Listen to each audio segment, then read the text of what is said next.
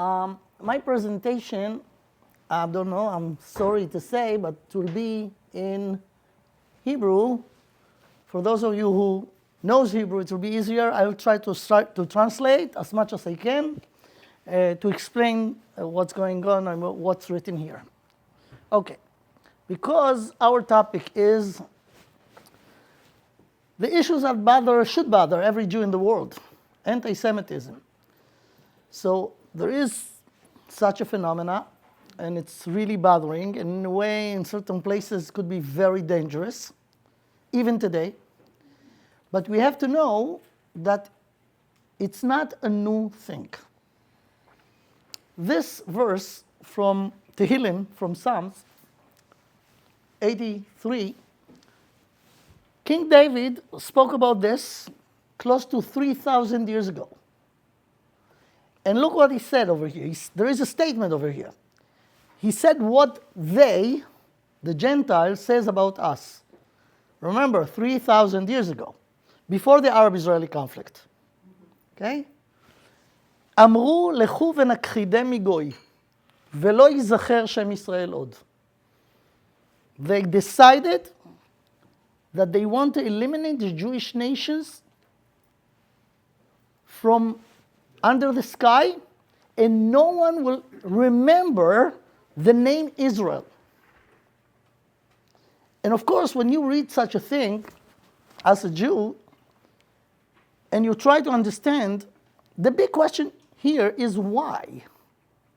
Why? What did we do wrong that they decided to eliminate us? And if you know the Jewish history, you will see, you know that it happened in every generation. Actually, we're going to say it in the next Haggadah in Pesach. Do you know the song or the part in the Haggadah that says, "Vehi she'amda la'avotenu velanu, shelo echad bilvad amad aleinu lechalotenu." It's not just only one crazy anti-Semite, ela shebechol dor vador, every generation. And all the Jews saying this every year in Pesach Seder. And again, the question is why? This is the big question. Today, many Jews all over the world trying to analyze and understand why they hate us and what we could do in order to remove the hate. Unfortunately, I'm sorry to inform you, nothing works. You could do whatever, and we tried so many things, nothing works. They still hate us. And we have to know that the reasons that you used to hear because of the Palestinian in Gaza, really. And what happened 80 years ago when there was no problem with the Palestinian with Gaza? Is that the reason that Hitler wanted to eliminate us? And what happened 500 years ago at the time of the Inquisition? And what happened during the entire history? So we have to analyze it right in order to think about maybe solutions. The fact that nothing works means one thing. We didn't really understand it. We didn't really understand where it's coming from. Because we try everything. And you know, they hate Jews. You could see pictures in the Holocaust or in Europe before. And you could see, you know what? Yeah, when I see this kind of Jew with a beard, with this strange clothing, yeah, I could understand. I also not really feeling comfortable with this kind of guy. But again, we have to learn. So we took out our clothes, we dressed like the Gentiles, we look exactly like them, many Jews around the world, right? They're more goyim than goyim. They eat whatever they eat. They didn't keep any tradition, any Shabbat, and even Yom Kippur. They're more goyim than goyim, and it doesn't work. They still hate us. It's not because we are different than them. It's very, very deep. deeper the reason. And that's what I will try to discuss with you today, okay? There is no obvious reason that you could easily say, oh, I got it, this is it.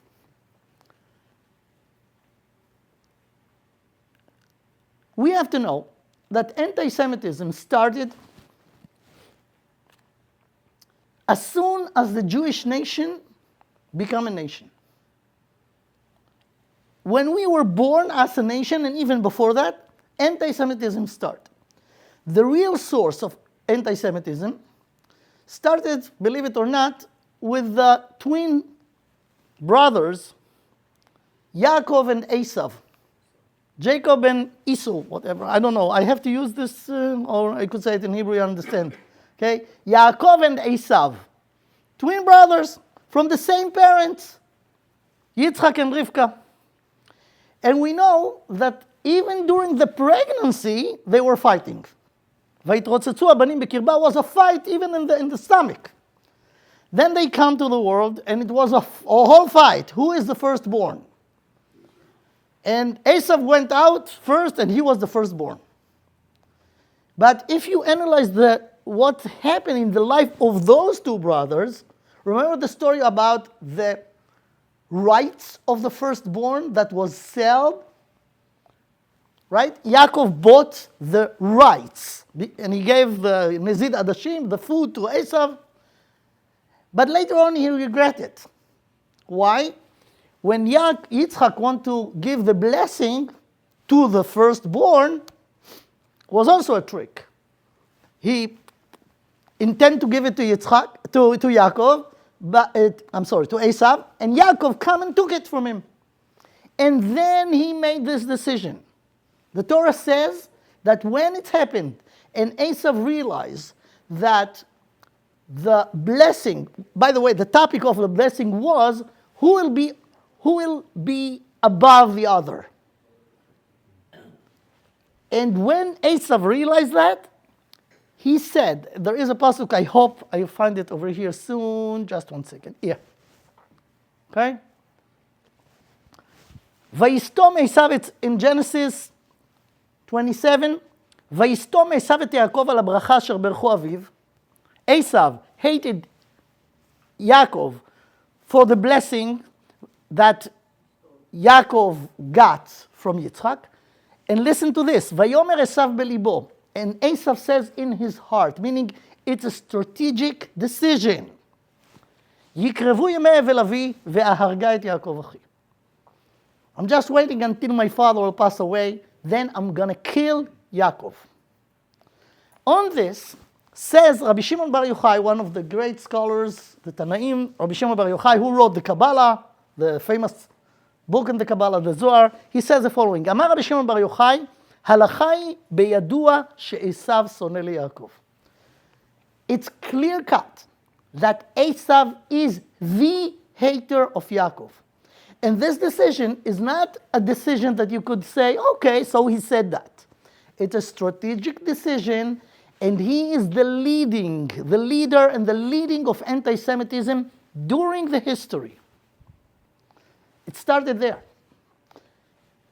It got in a higher level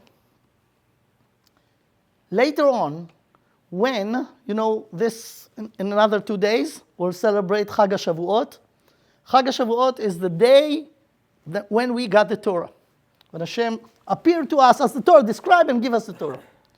Where was it? In Mount Sinai, Har Sinai. Over there, the anti-Semitism became more established, not just by Esau, but by all the nations of the world. They hate us. And it's deeply from the same reason. The same reason Yaakov was hated by Esau, it's the same reason why the nation, because of the Torah that we got, was hated by the Gentiles, all of them. Let's try to explain in the depth, because until now you see the letter, you see the verses in the Torah, but let's dive deeper to it. Jacob and Esau, when they were born, it says like this. As we said, the Torah says that the conflict between them, the fight, was even before they were born. But when they were born, that's what the Torah described. Vayetze Rishon Admoni. When he came out, the first one that came out was a redhead. But not just a redhead. A red all over. Kulo ke'aderet se'ar. He has red hair all over his body. Vayikre'u shmo Esav. And the name that he got is Esau. What is the meaning of the word in Hebrew? Esau. It's not just a name. There is a meaning. What's the meaning? It's connected to the word asiyah, to do. He is a doer. He is a doer. It's not just the way his body was looked like. That's his character. He is a doer. And after that came the other baby, his brother. And his hand was attached to the heel of Esau. Meaning, it was a fight even who will be born first. Esau jumped, and Yaakov held him in his heel in order to push him back in order for him to go back first. But it doesn't work. So therefore, the name of Yaakov is Yaakov, because Akev is a heel. A heel. So that's why Yaakov called Yaakov. Now the names are not just without reasons. They describe the depth of the philosophies. What they thought about. So if you continue, you will see this. Vayigdalu ha'ne'arim. They grew up. Twin brothers, right? They grew up. But then it was very clear that they have two different personalities. Vayi Esav, and the Torah describes, Vayi Esav ish yodea tzayid ish sadeh, v'Yaakov ish tam yoshevo alim. Let me explain. Esav, as we said, he's done, he's a doer. So he finds himself dealing with, in the field, a hunter. But it's deeper than this. It's connected to the first verse in the Torah. The first verse in the Torah describes what is the creation that Hashem created, that God created. So it's divided to two things. Bereshit bara Elokim et hashamayim ve'et haaretz. Hashamayim is the spiritual dimension of the universe. Haaretz is the physical dimension in the universe. It's not planet Earth. It's the entire physicality. So those are the two components of the creation, the spiritual and the physical. Esav chose from those two the physical. That is the meaning that he is ish sadeh, he is in the field, in the physical realm. That's his realm. V'Yaakov ish tam. What's Yaakov ish tam? What's tam? Tam is complete. Yaakov is complete. Complete, what do you mean? Yaakov, his philosophy is, you could not divide and separate the physical from the spiritual. They're both together are the reality. And here comes the major philosophical arguments. Esau realized the physicality and said, this is it, nothing more than that. Yaakov said, no, this is not it. This is part of something bigger. And there is also the spiritual dimension, and without it, you are not really realizing what reality is. So that seems like a philosophical argument. We have to know, if you understand this, this is the real thing. This is the real thing from around those philosophical theories. So, the firstborn give the one who firstborn more rights of leading, whatever. About those rights was the fight. So in the beginning, when Esau was young, he said, who cares about spirituality? Let me just have a good food and that's it. Later on, he regretted. Because he said, oh, you stole it from me, it belonged to me. But he lost. When he lost, from this comes the hate. Now in general, you know, hate is not a good thing. I don't have to convince anyone, right? Love is way better. Why people hate? What is the cause of hate? Jealousy. Jealousy. Okay. If we'll go back in the history, let me show you. I hope I'll find it. It's not in the order. I hope I'll find it easily. Yeah, here it is. Again, Thursday night, Friday morning, we're going to mention the day that we got the Torah. What is the meaning of the word Torah? You have to understand the words. Torah are instructions. Torah li et haderech, show me the way.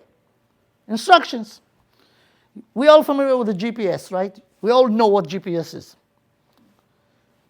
When you use the GPS, when you're in a strange place that you never were, you do not know the roads, right? You use the GPS.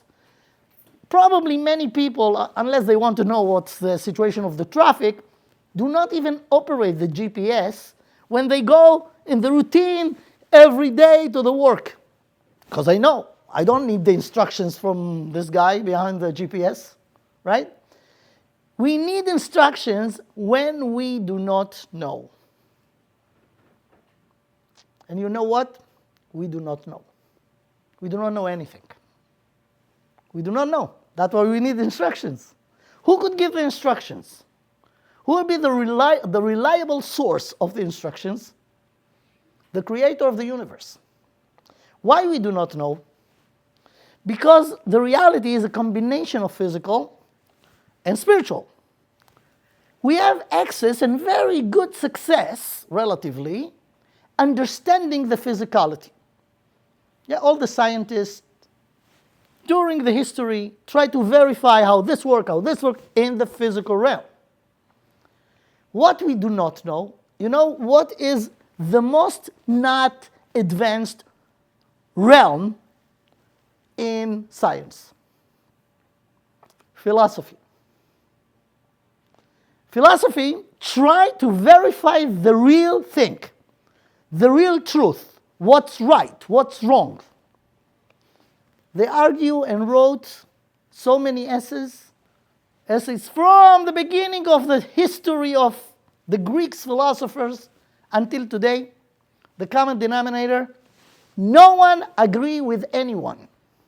Everyone has his own ideas, and there are a lot of arguments. In math, it's really hard to find any scientist that will say, you know what? Who said that 2 + 2 is 4? It's more clear. And in other realms, but not in philosophy.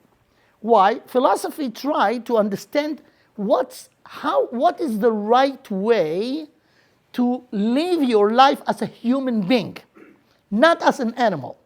We have in common many things in common with animals. They have a body, we have a body. They need to eat, we need to eat. All the physical needs are the same. But it's not enough for a human being.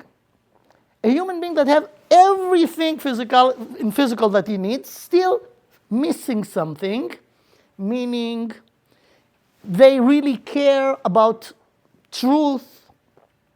Animals do not have this. The entire morals are not in the physical realm. In the physical realm, we know the stronger it's eliminate the weaker. But as human beings, we feel that it's not right. Where it's coming from? Not from the physical. It's not a physical interest. It's a spiritual interest. The thing is that this spiritual area is enigma. We do not know anything about it. It's not something that you could put in the library and check it out. So because of that, there are so many arguments about what's right, what's wrong, what's the right values. Many arguments. And here comes Judaism. And let me again show it to you from this angle. I don't know if you ever thought about this. We claim something amazing. We claim like this. You do not have any chance to just guess what the truth. So no one knows how and what's the right things in the spiritual. No one. No one but us. Who's us? The Jews. And not because we're smarter than the others, even though it's true. is because of completely different reason. Because it's not a Jewish philosopher or philosophers who put it together. We got it from the master of the universe. And this is an amazing argument. The argument here that the creator of the universe revealed itself to human beings. And guess what? About this, even the Goyim agree. From all the nations of the world, he chose one nation. And who are they? The Jews. They agree about this. Every Christian who knows what Christianity is agree that everything that described in Exodus about getting out of Egypt, standing around Mount Sinai, got the Torah from Hashem, from the master of the universe.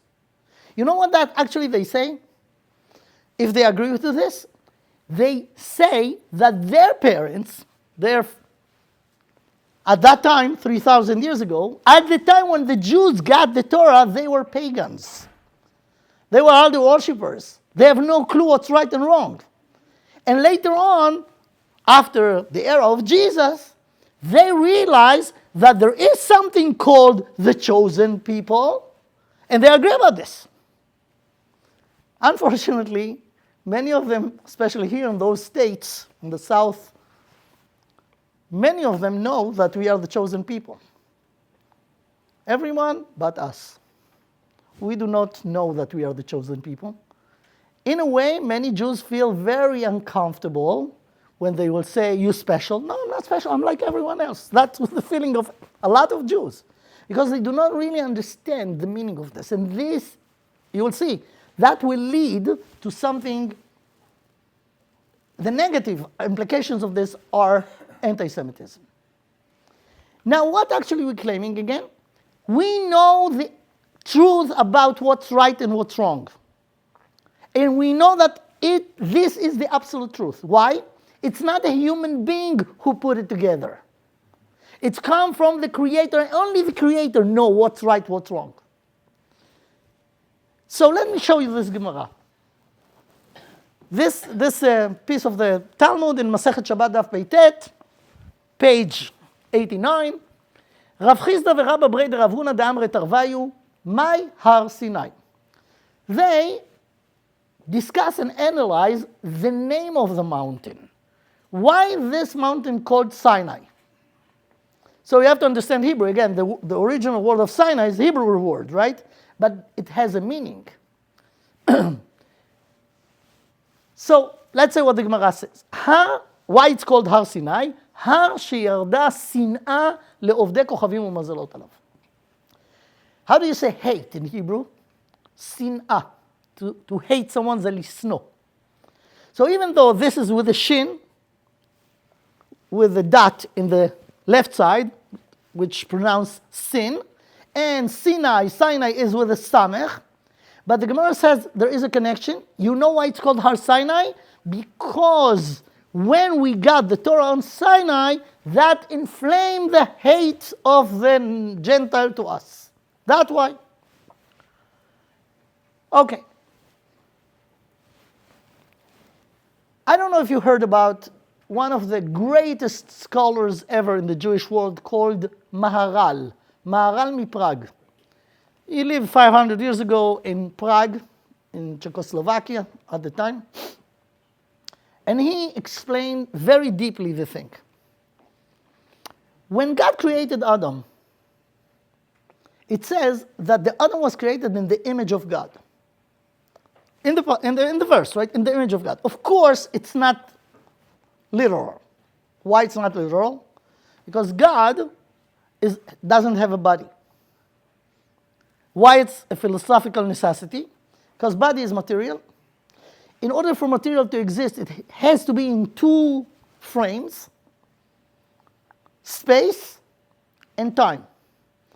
And when you have any physical entity in space, the space is limited it to be here and not further than it. So it makes border around it. There is no physical thing that could be at the same time in two different places, or in no place at all. The place is the limitation of any physicality, and also the time. In the time scale, we have 3 imaginary points: past, present, and future. The real point that really exists is the present. The past is gone forever. It's gone. It's not exist anymore. The future is not here yet. So all we have is the present.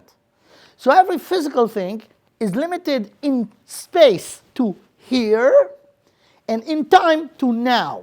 Now and here are the limits of physicality. Now, because God is the creator, he created the physicality. He created, in order to have the physicality, he created the limits, or the time and space. Therefore, he is above time and above space. And he is almighty. You heard this notion before. What's almighty? No limits. We could not imagine such a thing.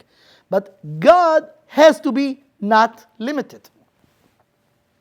Now, if God is not limited and he created a human being, and it says in the Torah how he created a human being, ויצר השם אלוקים את האדם עפר מן האדמה, God created the body of a person, dust from earth, and to it he add the soul, the neshama, right? And that called the image of God. How do we define image? We could define the image only by physical. Image is a reflection of something. So the reflection has the limits of the thing that it reflects. So according to this, what do you mean that we are in the image of God? The answer is, when you say that we are like God, it doesn't mean identical. It means similarity. And there is a difference, a huge difference between identical to similar. I could say that the table and the desk, the chair and the desk, are similar. Someone will ask me, how it's similar? This is a table, this is a chair. The answer could be, you know what? They made from the same material. They painted in the same color. That's enough to speak about similar. It's similar, it's not identical, but there is a common denominator. Identical is the same exactly. So we are not God, even though many people should want to.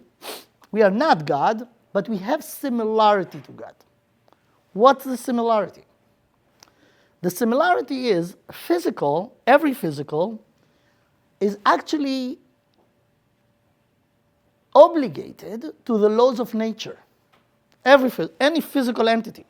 There are laws of nature, you all heard about it. They are dictating how this element will exist, behave, right? So it's not in it, it's out of it that dictate it. This is good for the physical. Spiritual has different laws of spiritual nature. And they are not limited by time and space, the spiritual entities. We have a body, it's physical, completely physical. There is no significant difference between a human body to an animal body. The only difference is in the soul that we have and they don't. You have to know this. If you heard that cats have 7 souls, that's fairy tales, it's not true. Neshama soul is human thing only. Now, spiritual and physical are not actually natural partners. They made, or their essence is completely the opposite of the other. Therefore, human being is a very, very complicated creature. Now, when Hashem created Adam and he made him in his image, as I said, it's a similar, not identical. What's the similarity? Something that's called in philosophy free will. As we said before, in the physical realm, there is no free will. All the physical elements are robots, actually, that the laws of nature dictate them how to function. Human being is not a robot. And the reason that he's not a robot, because aside from physical, if he was only physical, he was a robot. Because he has also a soul, a neshama, therefore he is not a robot. And here comes the free will. The free will is always, the field of the free will is when your body asks you to do something. I'll give you an example. I'm hungry. Last time I ate was yesterday. I'm really hungry. You have to know that this could happen to any lion. And it could happen to us. So, what's the lion do when he's hungry? He's going hunting. You see a zebra. Good breakfast, or good lunch, or good dinner, whatever. When a human being is hungry, the physical said, I want you to feed me, I'm hungry. But then come another guy from inside, within you, and say, wait a second, you could not just kill the zebra. The zebra is the mother of 3 little zebras. Just because you're hungry, you want them to be orphans? To grow up without the mother figure? It's not right. When you're Jewish, you're hungry. It happened to me a few times. You know, I'm flying a lot. I'm going from place to place, doing seminars and a lot of things all over the world. So I always fly and order a kosher food. But you know how many times I checked out? Yeah, downstairs they know that I order a kosher food, but upstairs, no, it's not written here. So once I had a flight from New York to Johannesburg, it's a 16-hour flight. And I ordered kosher food, but they didn't have it. Now I have a problem, 16 hours, no food. So I always, from my experience, took with me something, so I'm not... But what happened in this case? You're hungry. There is food, it's not kosher. So if you're a lion, you will eat any zebra. If you're Jewish, no, if it's not kosher, it's not food. I can't eat it. I will suffer, I will be hungry, but my values are here on the stake and depend who I am, right? Some people will say, you know what? Now you're so hungry, almost dying, so it's pikuach nefesh, you could eat. Some people will say, are you kidding? Well, what do you mean? Either you are going for your values or not. So here is the place of the free will. Here's the place of the contradiction, and you have to decide. And this is a free will. The free will, it's not, no one will force you to this way or to that way, only your own will.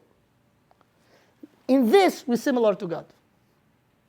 Because Hashem, no laws who obligate him to do anything. He created the laws.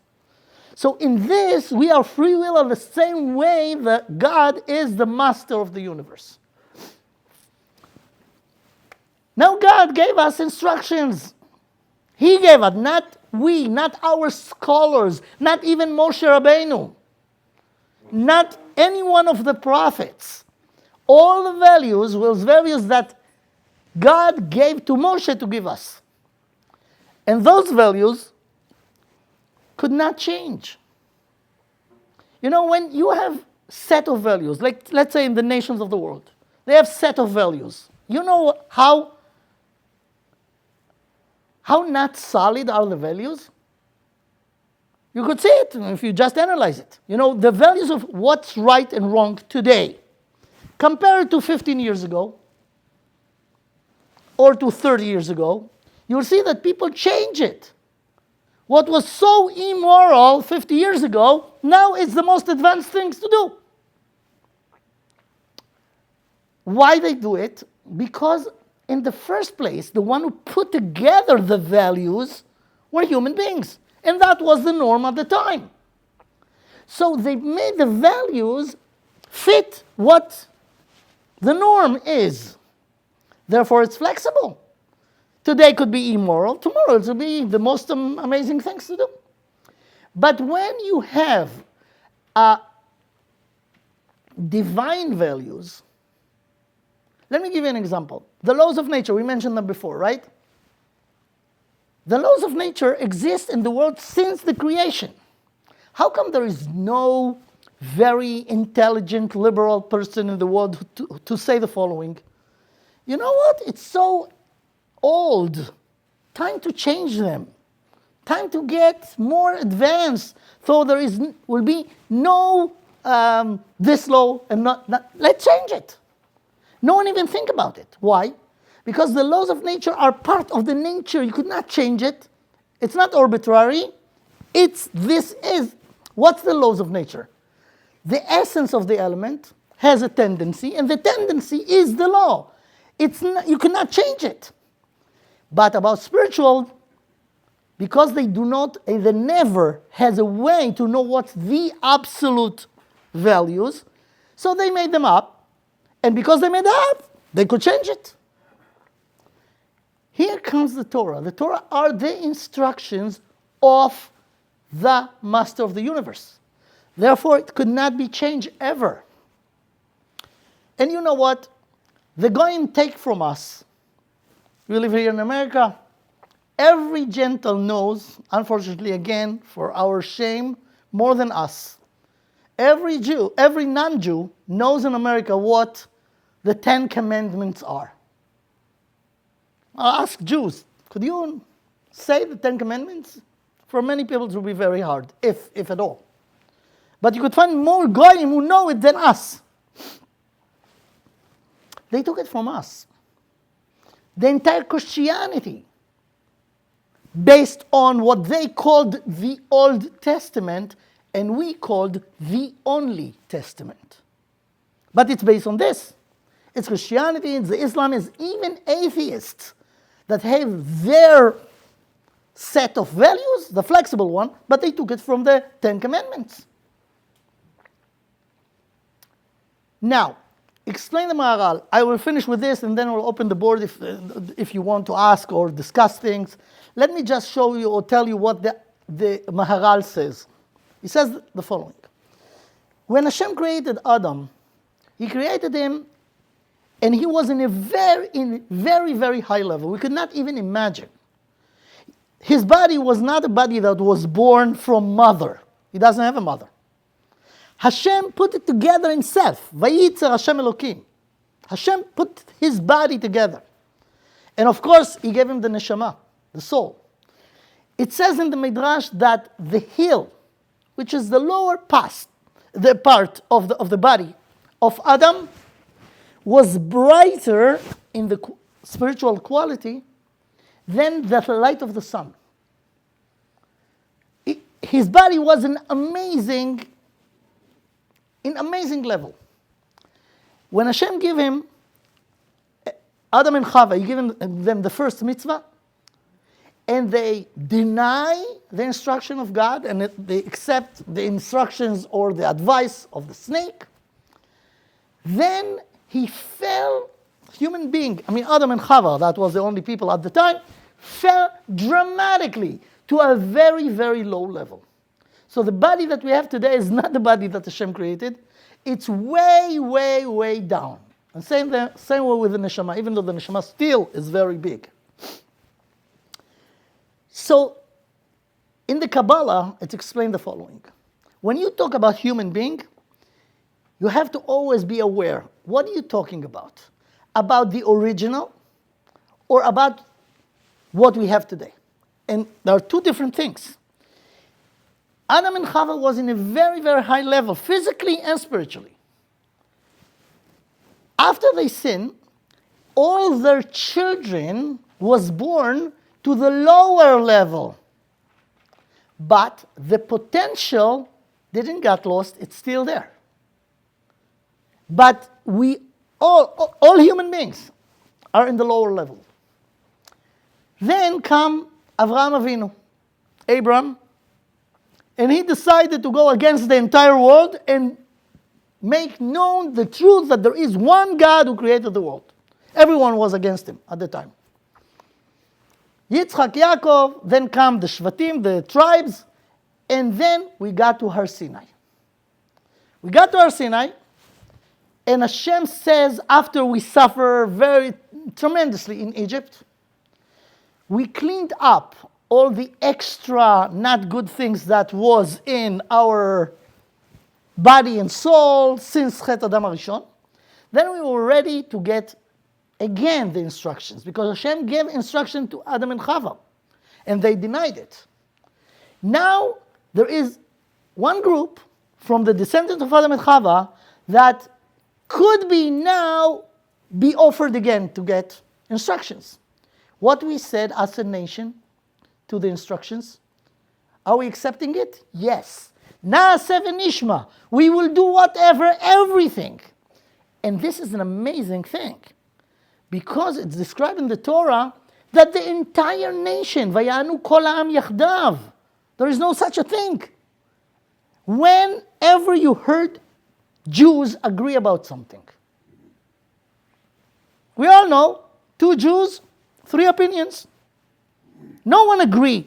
And here was one time in the history that everyone agreed, Na'aseh v'nishma, we'll do it. And here we make a covenant between us as a nation and God. We know what's right. Of course, we'll have temptations not to do, but we know even when you have the temptation, and even if we fail, we will know that we fell. We will never deny the truth. We failed to do the truth, but the truth is there. That's what happened in Sinai. Says the Maharal, before the Torah was given, all the people in the world was in the same level, the low level. After we got the Torah, we got instructions how to elevate ourselves and go back to the original level. Says the Maharal, when it happened, the Gentiles who left behind look at us and say, wow, this is the way to be a human being. It means that we are way less. That was the jealousy. And that was the cause of the hate. Because our level made them feel not good. And the jealousy caused the hate. Now look, I'll go back to what we started with. There are anti-Semitism in the world today. Not just then, not just by the Inquisition, by the Nazis, today. And the fact is, if you do not want to deny it, to face the truth, they hate us. It doesn't matter what we will do, how we'll behave. That they hate us when we're in the left, when we're in the right, when we are doing the Torah, not doing the Torah, they hate us. And many people could ask, why they hate us? We are normal people, like them at least. You have to know, that's the secret. They do not hate us. They hate what we represent. Therefore, it doesn't matter how do you look. You could look goy more than the goy, but you're Jewish, that's awake this hatred. This is the real reason. Now, because it's there, we could not argue with this, there is such a thing. If they already hate us, anyways, so let's be Jewish anyway. It's not better. Just do what's right. And Hashem says in the Torah, if you will keep the Torah, I will protect you. Hashem said that. But as we know, we are very stubborn. Am kshe oref. We're not listening. Therefore, we're suffering. We're suffering without knowing why we're suffering, but if you analyze it deeply, you can understand this. That's why nothing works. Nothing works. We represent something that bothers the entire human race because we claim that we have the absolute truth. And everyone knows that the other religions just copy us. We are the original. They copy us. No one of them could say what we said. What we saying? That God appeared in front of the entire nation. All the other religions in the world, one person come and tell the story that he has an appearance of God, talk to him. So you have to believe him. So either you believe him, or you do not believe, okay, let me separate your head from your body. That way started in the Islam and in the Christianity, the same thing. there is a blind faith that no responsible Jew could accept. What do you mean? If God appeared to you, why he didn't appear to me? He have to send you to me. Unless he will come to me, I will not believe. That's the Jewish way. And that's the Jewish approach. And we claim an amazing thing, that he appeared to in front of all of us. And you know the nature of the Jews. They are stubborn. They are smart. No one could just, lie to them and they will just buy it. Especially when you talk about purpose of life and values and things like this. And the entire Jewish nation said, Naaseh v'nishma, meaning that it was absolute truth. And they passed it from generation to generation to generation. We have witnesses. We have witnesses that it really happened. You know? Who are the witnesses? You could interview people and they will tell you, yes, it happened. Who are the witnesses? Today, 3,300 something years after. Each one of you. If you do Kiddush in Shabbat, Friday night, you do Kiddush. What do you say in the Kiddush? Why are we doing this? Zecher li'yetziat Mitzrayim, in the memory of Yetziat Mitzrayim. Every Jew, every Jewish family all over the world during the history, in the same time, Friday night, saying the same thing. You eat matzah in Pesach. You go to the Seder in Pesach, right? How it started. Why do you do this? You saw it by your parents' house. Why they did it? They saw it by their parents. Until when? Until the generation that it really happened to them. It's unbroken chain. So everything that we do, all the mitzvot that we do, all the mitzvot are actually a testimony that we're passing from generation to generation. And we know this is the truth. And people keep Shabbat even in the gas chambers. In all situations. They eat matzah in Pesach. They do everything that we're doing. And it's passed from generation to generation. We are a very stubborn nation. I always ask the question, we're saying, Asher bachar banu mikol ha'amim. God chose us from all the nations. Why us? If I'm God and I have nations, the Jews was the last one to choose. They are troublemakers. Take the Chinese, the Taiwanese. They do exactly what they asked to do. The Jews always ask you questions, always be stubborn. Why Hashem chose us? Because our mission is so hard, we have to be really stubborn. How do you call it in the right way? Determined. We have to be determined to do it. And we are. Unfortunately, in the last 250 years, from the French Revolution, Enlightenment after, many Jews just gave up and they say, okay, let's be like the Goyim. But still, there are a group of Jews who do exactly what your parents or the parents of your parents was doing since Mount Sinai until today. So that's a new angle to look at what anti-Semitism is. I don't have solutions, but I just show you what the real source of anti-Semitism is. And if you go deep into it, you have to ask yourself, we're suffering anyways. Could we learn more about what the absolute truth that we have? Because many Jews do not know it. They know the Torah, they do not know the wisdom in the Torah, and it's a shame. But it's not just a shame. We're paying a price. The price is that Jews who did not keep the mitzvos pay for that in their children, in their grandchildren. The Jewish nation, we have to know, we have 15 million Jews around the world today. Maybe 2 million of them are keeping the mitzvot. 2 million out of the 15. What about the rest? They, in their way out. And even if you have some Jewish things because you saw it in your parents' house or grandparents, but the next generation will not be interested anymore. And we find out the assimilation. We're losing Jews. The Jewish nation going and shrinking and shrinking and shrinking.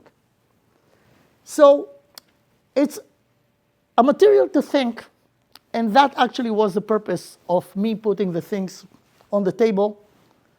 Think about it. And think what you could do in order to save the Jewish nation. Okay?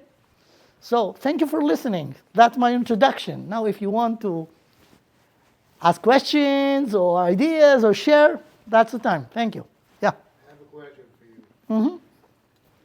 You say we are the chosen people, okay? I said, ask the goyim around you. They will say, yeah. Well, I'm assuming God made all the other people in the world, Mhm. right? Well, if God made all the other people in the world and made us as well, Mm-hmm. like a father that have Exactly. 10 kids. Favorite kid, it seems not Father good. says, I want to choose you. Right, Not even the firstborn. The firstborn was Esau. right, I'm going to give you right, my secondborn. You are the best. right. How do you think the other 9 kids will look at him? Okay, They will hate him anyway. I will Doesn't ask, make sense. I thought you were Second asking, question, right. why would God will give the Torah just to us? Why won't you give the Torah to the entire world? Like a father will say, Right. I want to educate you, Mhm. the second-born kid. The other kids, I don't care about them. It doesn't look Nachon, normal right. for God to do that. Yeah. Let me make You- your you get questions. my question? Yeah, sure. Let me even make it harder. Your question. As parents, to have a favorite kid, it's the most wrong thing ever. Absolutely. Right? So actually that was behind the thing. So here we have to understand. God created Adam and Chava. Adam and Chava are the parents of every human being ever. He created them. But he created them for a purpose. What was the purpose? To give them a free will, and they should choose right. And the first thing, the one commandment they commanded them, and they deny it. They decided, we do not want to listen to you. You are, What did he give them? The Torah? To no, you got, yeah, not the Torah. You get them instructions from all the trees in the Garden of Eden. You could eat everything from every tree, but from one, not to eat from this. This is the knowledge, okay, whatever. And they decided, you are not the authority. The authority is the snake or the other side that said, Afki Amar Elokim, even that God said, so I'm telling you the opposite, and they denied. Now, the purpose was, we have to understand, God is not a human being. To compare him to a parent, to a father, it's not exactly. We're saying this, but it's not. In a way. But now, God created the world for a reason. I tell you what the reason, it's very deep. As I said, Adam, a human being is not a robot. Is a free willer.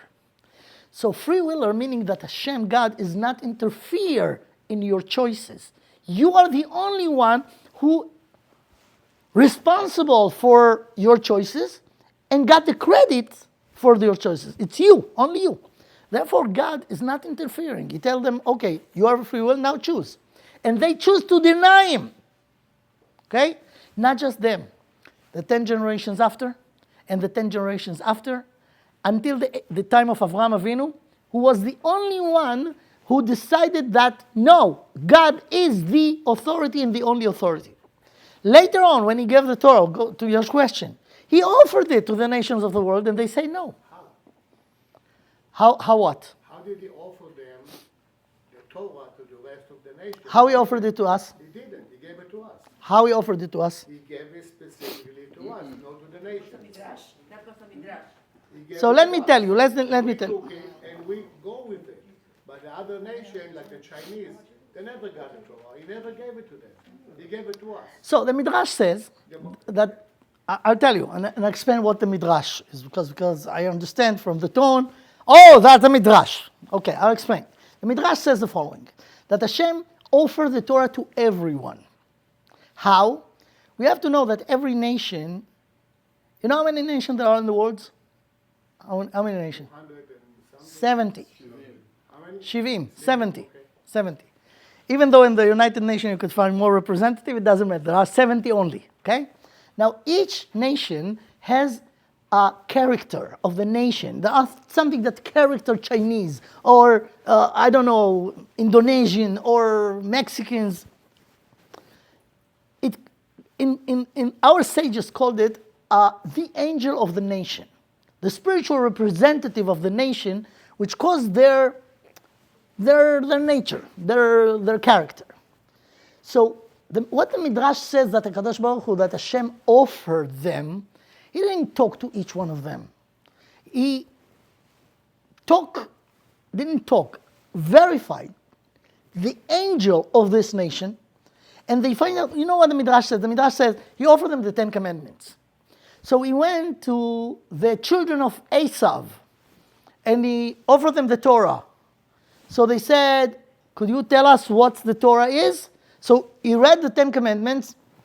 When He got to the 6th one, don't kill, lo tirtzach, they said, no, if that was what required from us, we could not. We are murderers. Al charbecha tichyeh, we are a nation of a sword.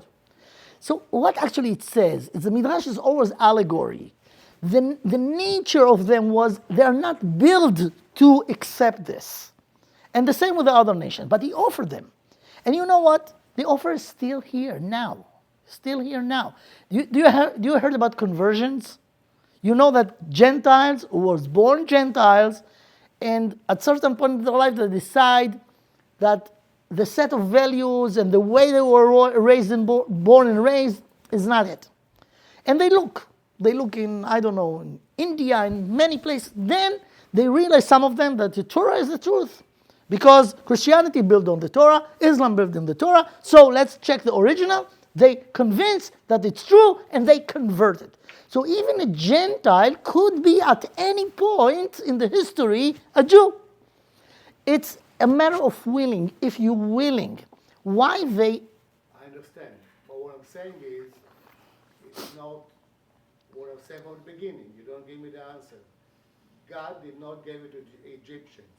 We came out of Egypt, 600,000 Hebrews, and He gave it specifically to us. I want to correct you. And I'm sorry what I'm saying there. God did not give it to the nations. He did not give it to the Egyptians. He gave it to specifically the 600 Hebrews that Moshe led them. He gave it to us. He chose us. Okay? He That's chose... my question to you. Why did He do that if He also was the father for the Egyptians? There's no question why they hate us. If a father from 10 kids says, I want you, you are my kid, the rest of the kids are not important to me, of course they will hate him. It's not started from Him. That's anti-Semitism. It started from Him choosing us. Okay. And not the rest of the world. If that's true, if you're correct, if what do you say correct, you're right, but you're not. I'll tell you why. Okay. He didn't choose us arbitrarily. We chose Him. Abraham chose Him. We chose Him. Therefore, He chose us. Imagine a father that have 10 kids, right? Okay? And few of them do not want to listen to him. Do not want to listen to him. They had no choice. They didn't Why? know He exists. The Egyptians, let's say, or the Chinese didn't know He exists. Of course He they know. appealed to us. Of course they know. They had no idea. How do God you have the 10 how do you know the information He never that gave it to them. how do you know the information that you know about the He gave it Egyptian? to us in Mount Sinai. Right? Wait. He never gave it to the How do you Egyptians. know about the Egyptian at that generation? Because it's written in the Torah, right? Or you have other I sources? know He gave it to us in Mount Sinai. Okay, never gave it to them. let me quote to He you gave it to something them. from the Torah. Yeah. When Moshe Rabbeinu came to Pharaoh, Yes. the king of Egypt, and he told them, Hashem told me to tell you to send them out. What was the response of Pharaoh? I don't care. I don't know him, and I don't take him in account. So he denied them. And he's not the only one. All the nations of the world were idol worshippers. Idol worshippers meaning there are other purposes, and we do not care about the purpose of the Creator. So in this case, they chose not to be connected to God. So why you wonder why He gave us the Torah? We were the only one who was connected to Him. So it starts from the free will of the people. Hashem do not have a favorite kid. Everyone is favorite. But after He gave the concept of the free will, they use it against Him. So therefore, okay, goodbye. You do not want me. I don't want you either. So they don't have good free will? They don't have They do. will? Betach. They have a free will, but they use it in the wrong way. What's a free will? You have two things, up, positive and negative. You have free will, you could choose the positive or the negative. So you could choose the negative, that's free will. That's free. They choose the negative when they could choose the positive. Same way you could choose the positive. When you could go to the negative, you choose to do it. It has nothing to do with the free will. The free will is there. The question is how to use it. What do you choose to do with your free will? So they did not make a choice, and we don't proselytize, and I think that's ancient. They what? We don't proselytize. What that means? We don't, Ethnic or convert. Convince them. Recruit. Recruit. we don't Convert go other out people. and tell people Oh yeah. truth Yeah. the way Christians do. Exactly. They used to do it in the past. So Exactly. The Jewish people never had any interest to make the other people Jewish. No interest. There was a time in history that they were. When? Well, you can ask your brother. He teaches that. When? I don't remember such a thing. And I know some history. Yeah. Okay. If you look it up anyway. Well, my opinion is this, and with your permission. Yeah, of course. Okay? All the religions, they have a basic good background. The only problem is that sometimes the human being mess it up. Okay. But if everybody follows their religion according to their customs Mm-hmm. and to their background and their environment, it will be fine. Where are you taking this assumption that all religion in the base of them Basically, is good? You know, you're talking about our religion also. In Hmm? the Torah, it says, you mentioned that the God said, do not kill. Mhm. But, you know, he gave us instruction to kill some people. Also. Okay. Remember? Right. Okay, so